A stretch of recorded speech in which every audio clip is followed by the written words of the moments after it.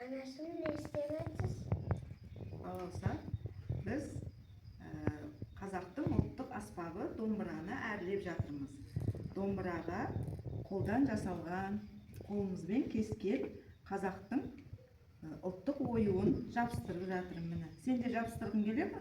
Міне, қазақтың ұлттық аспабы дайын.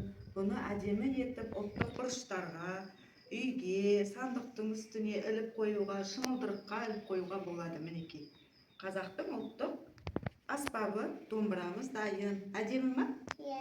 Әдемі екен, енді қарай ғой. Біз қазақтың ұлттық торсық, бұл торсықты жасауын үйренеміз. Міне қара. Осы торсық ата-бабамыздың ертеректен келе жатқан ыдысы. Мінекей қара. Бұл ыдысты да әрлеп қолдан жасауға болады екен. Мінекей. Қарашы, екеумізге бірге жасаймыз. Міне сен де ұстап, қарап отыр маған, қасыма көмектесесің. Айтшы.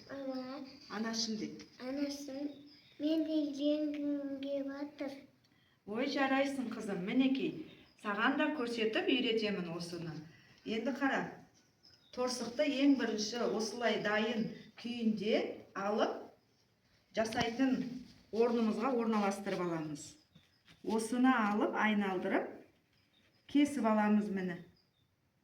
Қарап отыр, сен оюды жабыстырасың маған. Жарай ма? Анашым, көк түстіні жабыстырақшы. Көк түстіні жабыстырамыз ба? Міне, торсығымыздың пішіні дайын болды. Қарай ғой, балауса. Енді осыны оюмен әрлейге қай түсті ою ұнайды саған? Көрсетші. Көк түсті, арқар мүйіз, жануар іспеттес оюымызды әдемелеп осыған жабыстырайық. Мен қазір желімді жақып берейін.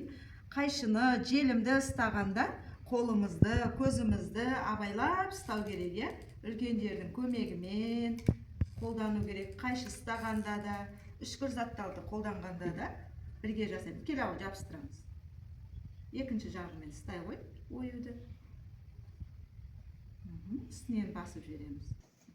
Мінекей, балауса, торсығымыз дайын болды. Қарашы, екеуміз жасаған торсық ұнады ма саған? Мінекей, жарайсың. Ендеше осы қазақтың ұлттық ыдысы, ертеректе ата-бабамыз қолданған осындай жасаған әрекетіміздің барлығын анашыңнан үйренгенді сен де болашақта жасайтын бол. Жарай ма? Иә. Жарайсың. Рахмет саған.